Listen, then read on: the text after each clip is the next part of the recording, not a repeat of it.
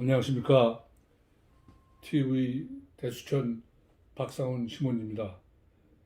지난 4차에는 우리 유권자들이 선동에 휩쓸리지 않는 그러한 판단력을 가져야만 우리가 좌파의 그 선동에 이용당하지 않는다는 점을 말씀드렸고, 이번 시간에는 더 구체적으로 그러면 지혜로운 판단을 갖기 위해서 우리 유권자들은 어떻게 해야 할 것인가 하는 점에 대해서 한번 살펴보기로 하겠습니다.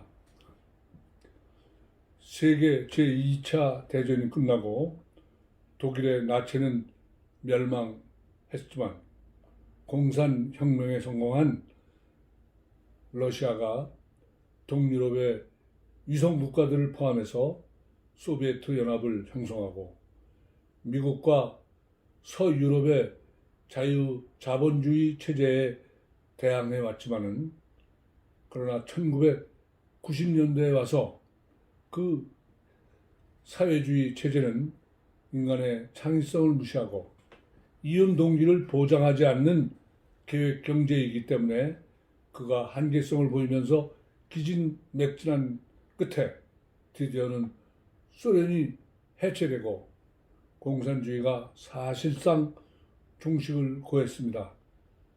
그러나 김일성 왕조 체제와 같은 북한은 아주 변종적이고 폐쇄적인 체제 속에서 명맥을 유지하고 있습니다.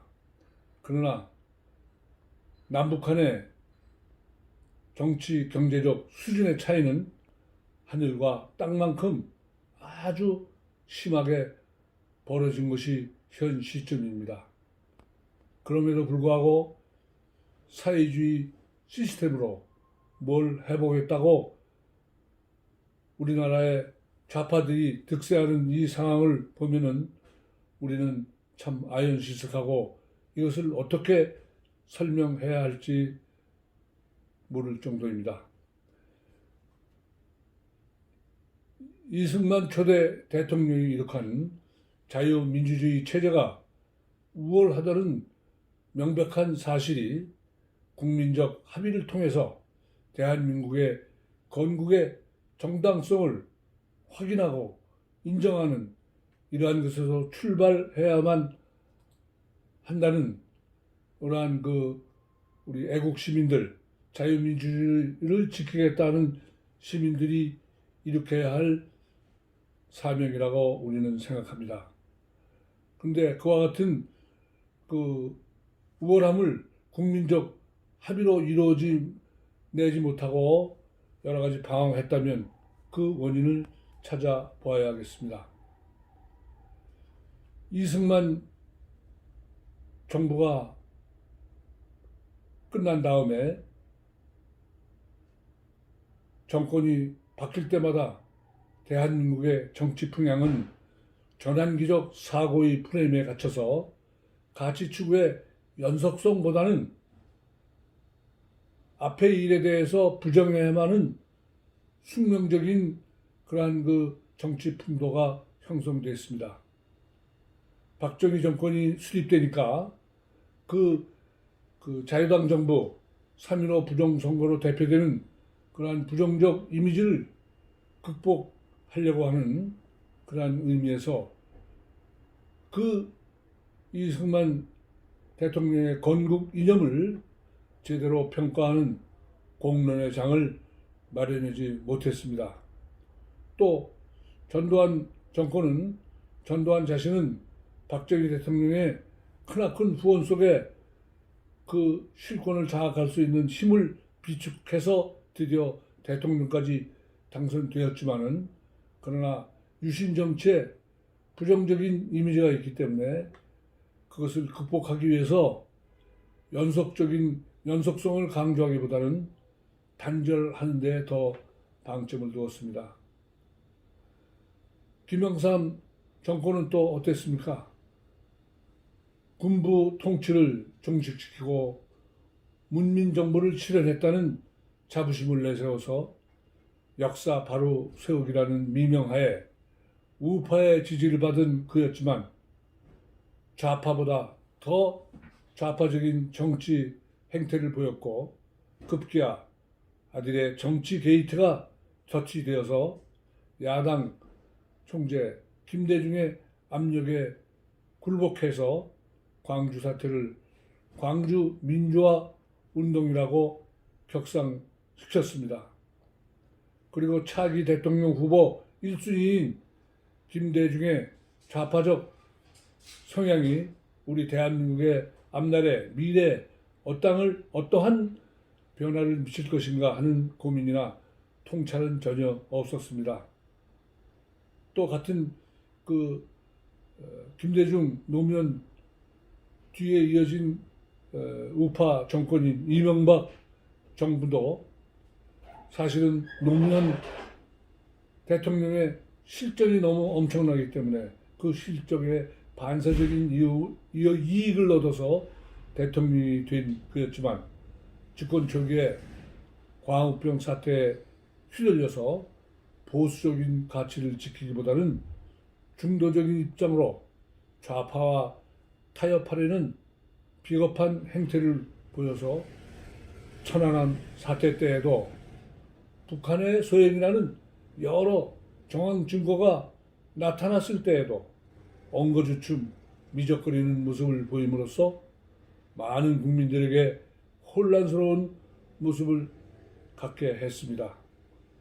조갑재 같은 평론가는 그의 유튜브에서 그 당시 그 이명박 대통령이 민주주의 가치를 지키려는 분명한 태도 표명을 했다라면 지금의 구속 사태도 없었을 것이라고 설파했습니다. 즉 정체성이 없는 중도의 선택이 그의 비극이었습니다. 다시 말해서 우파 정치인들의 자유민주주의 가치에 충실한 언행을 보였다면 오늘날의 좌파들이 설치는 이러한 정치의 장은 막을 수 있었다는 것입니다. 이처럼 보수 정당들의 자유민주주의 가치를 지켜내야 한다는 정치적 정당성을 강조하는 추진력, 설득력을 상실하고 그저 금배지만 달려고 하는데 혈안이 되어 있는 정치 기술자만 넘쳐 흐르고 있는 이런 보수 세력. 일례를 들면 박근혜 정부 시절에 정부의 재정 적자에 대한 부담을 줄이기 위해서 공무원 연금법 개정 작업을 해야 되겠다는 대통령의 의중에 따라서 김무성 대표, 유승민 원내 총무가 당시 야당인 민주당을 상대로 협상에 임했습니다. 그때 야당에서는 연금법을 찬성해주는 대신에 빅딜의 조건으로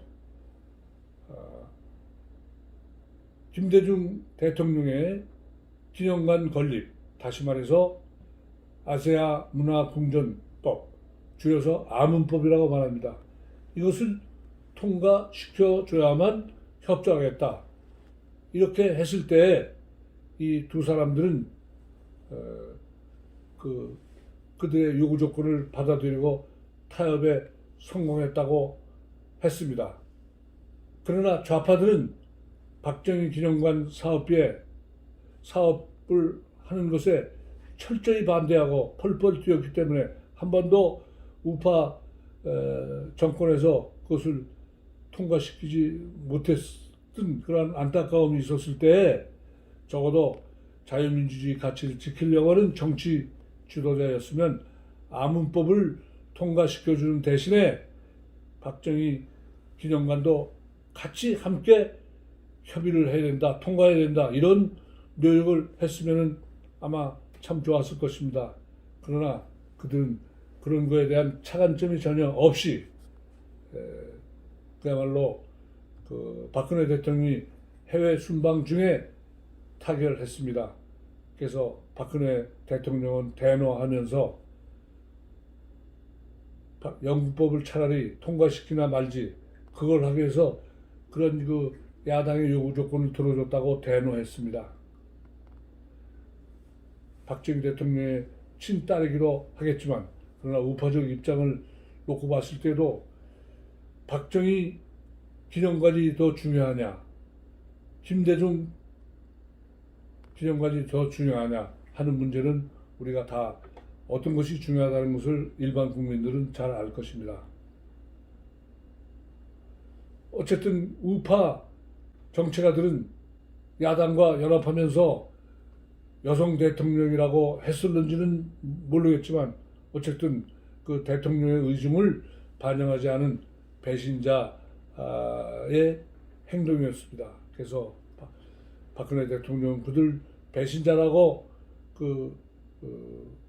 분노했지만 그 왜 분노했는지는 우리 일반 국민들이 사실은 잘 모르고 괜히 당내 주도권을 잡기 위한 싸움으로만 오해한 그러한 결과를 낳았습니다.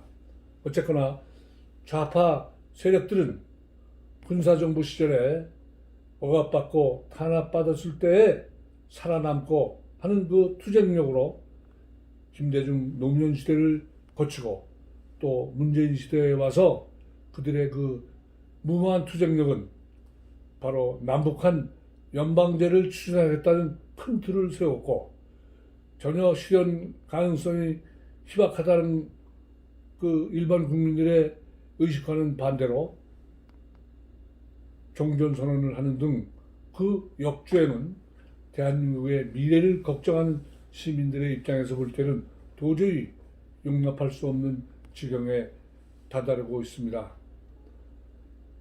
우리 국민들이 그러면 전쟁과 긴장 관계를 좋아하고 평화를 싫어하는 국민이었느냐? 그게 아니겠죠. 전쟁과 긴장 관계를 좋아하는 것이 아니고 평화를 좋아하는 것입니다. 그러나 그 평화를 유지하기 위해서는 지속적으로 유지하기 위해서는 여러 가지 조건들이 충족돼야만 되는 것인데 그러한 조건들을 충족시키지 못했기 때문에 다시 말해서 북핵을 포기하는 어떠한 그러한 그 협상을 전혀 하지 못한 채 서둘러서 종전협정을 맺었기 때문에 마치 우물에서 숭늉을 찾는다는 식의 서두르는 행동을 보임으로 해서 우리 일반 국민들은 몹시 불안해하고 우리의 안보 상황이 상당히 심각한 상태, 연작처당의 상태다. 다시 말해서 집은 불타고 있는데 참새와 제비떼들은 아무것도 모르고 처마 밑에서 쥐저귀고 있다 하는 상태까지 이르렀습니다. 이토록 보수적 정치 세력들은 나약하고 비겁하고 신뢰성이 전혀 없고 또한 이에 반해서 진보 세력은 오직 무모한 투쟁력만 지닌 채 세계적으로 완전히 실패하고 패망한 사회주의를 실현해 보겠다는 몽상에 젖어 있으니 우리 국민들은 정치인들을 믿지 못하는 상황에 다다랐고 우리가 시민혁명을 통해서 정치인이 아니고 우리 시민들이 앞장서서 자유민주주의를 굳게 지켜야 한다는 절박한 상황에 놓여 있고 이러한 절박한 결심을 하게 된 것입니다. 그러면 우리가 이러한 시민혁명은 대한민국을 지키기 위한 올바른 시민정신을 키워서 유권자로서의 현명한 판단력을 갖기 위한 노력을 기울여서 공부를 해야 한다는 그러한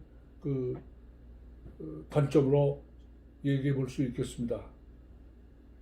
첫 번째로 말씀드리고 싶은 것은 자기가 보고 들은 것에 대한 확신의 오류에서 벗어나서 나무만 보는 것이 아니라 숲을 볼 수 있는 지혜를 가져야겠다는 것입니다. 즉 좁은 것만 보지 말고 넓은 것을 볼 수 있는 안목을 키워야겠다는 것입니다. 연암 박지원의 연화일기 속에 이리야쿠 도학이라는 청나라 사절단으로 일행으로 요동 땅을 방문했을 때의 그 기행문을 쓴 것이 바로 이리야쿠 도학인데, 그는 요동 땅 백하라는 강에서 하루에 9번을 강을 건넜을 때의 체험을 기록했는데, 낮에 이 강물을 건널 때에는 붉은 물결이 산처럼 일어나 눈은 강물과 함께 따라 내려간 것 같은 현기증에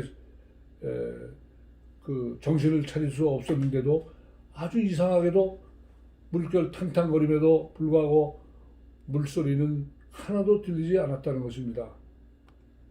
그런데 밤중에 이 강물을 건널 때에는 눈으로 아무것도 보이지 않고 다만 그 물 흐르는 소리가 들릴 뿐인데, 그 물 흐르는 소리가 낮에는 전혀 아무 소리도 안 들렸던 것이라고 느꼈는데, 밤에 건너니까 얼마나 그 물소리가 무서운지, 그 물속에 빠져 들어간 것 같은 그러한 공포감에서 그 무서워하고 공포스러운 상황을 극복하지 못했다 하는 내용이었습니다. 즉, 이 체험을 통해서 그는 자기가 확실히 봤다, 자기가 확실히 들었다 하는 것이 실체적 사실과는 차이가 있기 때문에 마음을 침착하게 해야만 제대로 보고 제대로 들을 수 있다는 것을 깨달았다. 즉 제대로 똑바로 보고 똑바로 듣는 지혜를 터득해야만 지혜로운 인생길을 걸어갈 수 있다고 말했습니다. 내 개인적 체험을 말씀드린다면, 저는 1945년생 해방둥이로서 아마 1956년쯤 자유당 선거 때였을 것 같습니다. 그때 국민학교 5학년, 지금 말하면 초등학교 5학년 때 한 11살쯤 됐을 때 동네 아줌마들이 자유당의 지령에 의해서 짬짬이로 부정투표를 어떻게 해야 된다는 밀담을 옆에서 듣고도 어린 나이지만 학교에서 민주주의를 공부한 그런 힘이었는지 모르지만 몹시 어린 나이에 그 아줌마들의 그 대화에 분개하고, 자유당 정부는 나쁘다, 이승만 대통령은 나쁘다, 이러한 것에 이미지를 굳혀줘서 청년이 될 때까지 10년, 20년 후에까지도 그러한 이미지를 제대로 고쳐지지를 않았습니다. 오히려 청년기에는 우리의 애국자는 도산 안창호뿐이다, 이렇게 생각하고 그의 책에 심취하는 체험을 했던 것이 생각납니다. 즉, 건국 대통령의 업적을 제대로 우리 일반 국민들이 제대로 이해하고 제대로 평가하지 못했기 때문에 여러 가지 비극이 발생됐다. 다시 말해서 나무만 보고 숲을 보지 못하는 그러한 지경이다, 이렇게 말할 수 있습니다. 요즘 그 시대에 살았던 70대, 80대 사람들에게 1945년부터 48년 사이에 우리나라 건국 과정에서 가장 훌륭한 정치자, 가장 훌륭한 정치가, 또 애국자는 누구였는가 하고 물어보면 어떤 사람은 김구 선생이요, 또 어떤 사람은 영은형이요, 이렇게 말하지만 이승만이 제일 훌륭했다, 이렇게 말하는 사람은 대단히 극소수입니다. 그러나 우리 일반 국민들이 김구를 애국자라고 느끼고 있는 많은 국민들이 있지만 너무 그 실상을 알지 못했기 때문입니다.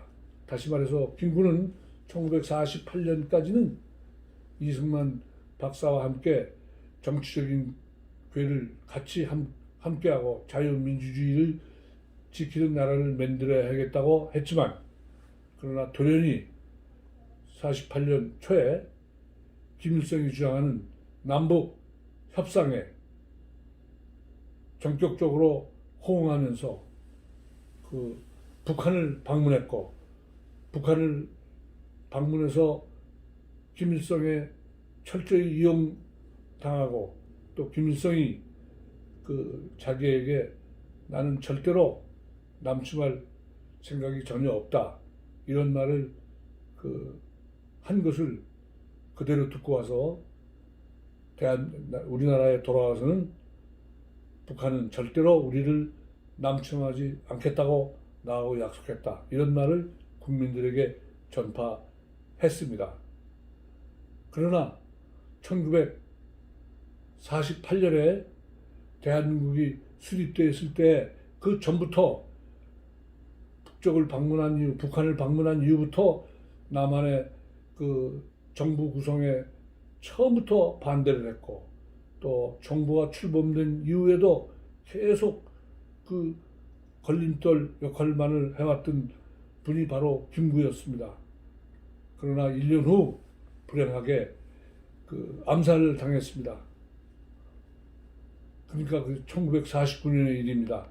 그리고 또 1년 후에는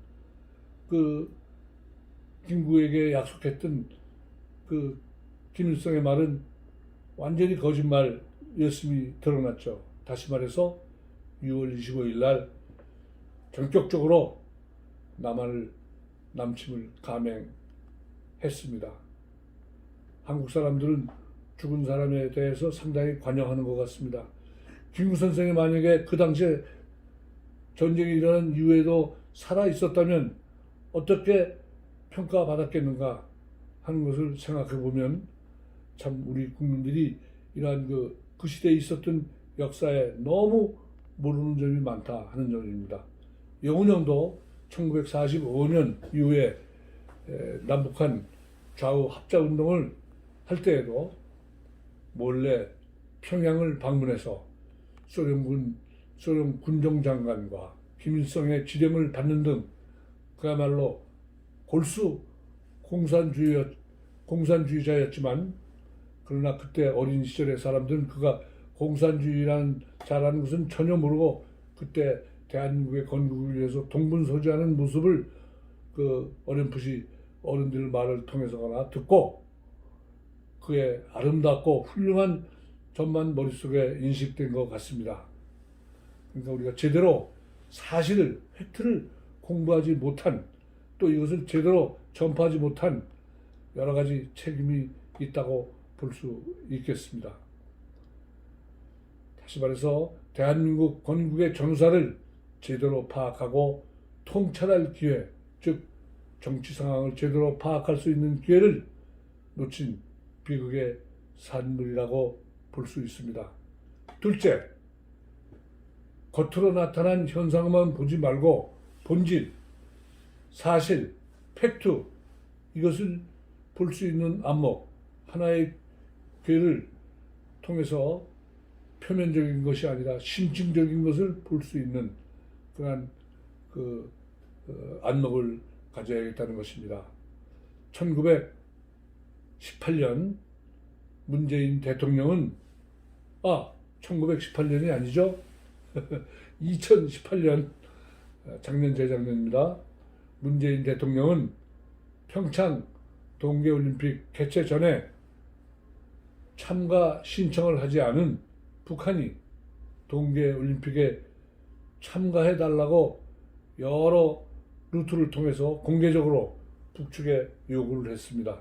그러나 우리 일반 국민들은 도대체 북쪽에서 전혀 호응하지 않을 것임에도 불구하고 왜 저렇게 쓸데없는 노력을 기울이나 하고 의아해하는 상황이었었는데 놀랍게도 북측이 뒤늦게 평창 동계올림픽에 참가할 것이라고 통보함으로써 문재인 대통령의 주가는 상승했습니다. 즉 그의 외교적 노력과 정치적 수완이 뛰어났다고 국민들로부터 찬탄을 받고 또 지지도가 하늘을 찌를 듯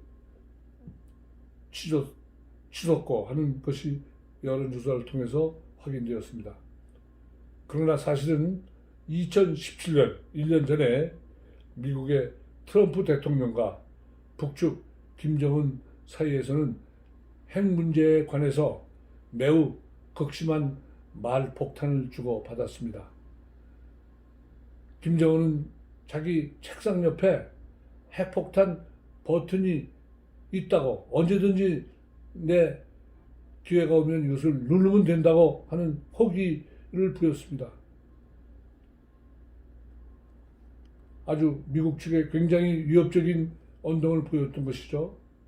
그러나 그런 일이 있은 후 미국은 북한 전역을 정찰했습니다. 다시 말해서 스텔스 정찰기라는 것은 레이더망에 전혀 잡히지 않는 그러한 기능을 가진 그 정찰기가 북한 전역을 샅샅이 돌아다녔지만은 북한은 전혀 눈치채지 못했습니다. 그런데 미국 측은 은근히 언론에 이 정보를 흘렸습니다.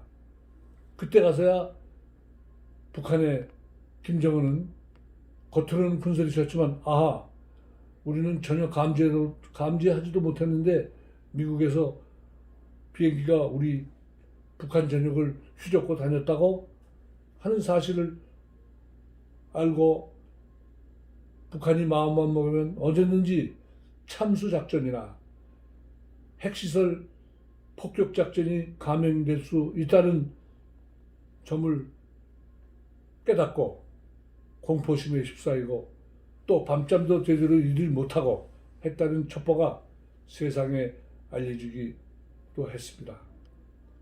올해 얼마 전쯤 워터게이트 특종기자, 워싱턴 포스트 기자 밥 우드워드가 트럼프와의 인터뷰에서 2017년 9월 25일 미국 사령부 사령부에서는 B-18기 폭격기와 사이버 능력을 갖춘 비행기를 포함한 20대의 전투기를 남북한을 가로지르는 북방 한계선 넘어 해상으로 보내는 모의 공습을 했다고 하는 사실을 그 대통령 자신이 그 기자에게 확인시켜 주었습니다.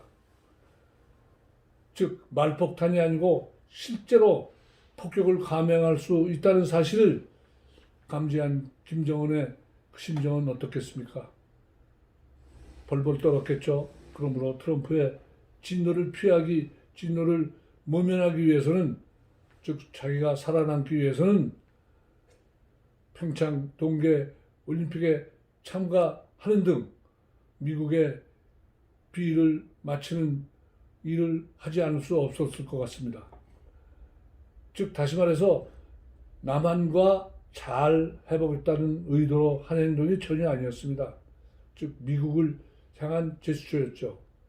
그러나 이러한 그 상황을 제대로 관찰하지 못한 일반 국민들은 북한의 행동이 마치 문재인의 정치에 업적인 것으로 이렇게 착각하는 시민들이 너무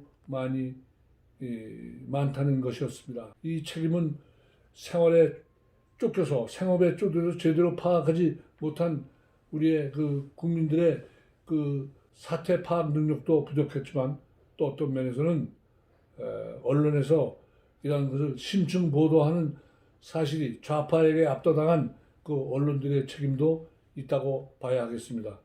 셋째로, 정치인들이 선거 공약으로 내세운 주장들이 실천 가능성이 있는지 살펴보는 비판적 사고 능력을 길러야 하겠다는 것입니다. 여러 가지 후보에 나온 사람들의 공약사항을 잘 보면서 듣기 좋은 얘기만 좋다라고 보지 말고 이것이 실현 가능성이 있는지 하는 것을 검토하는 습관을 가져야겠다는 것입니다. 지난번 대통령 선거 때 어느 후보가 지금의 청와대에서 나와서 광화문 대통령실을 열겠습니다. 퇴근길에는 시장에 들러 마주치는 시민과 격이 없는 대화를 나누겠습니다. 때로는 광화문 광장에서 대토론회를 열겠습니다. 불가능한 일은 하겠다고 큰소리치지 않겠습니다. 잘못한 일은 잘못했다고 말씀드리겠습니다.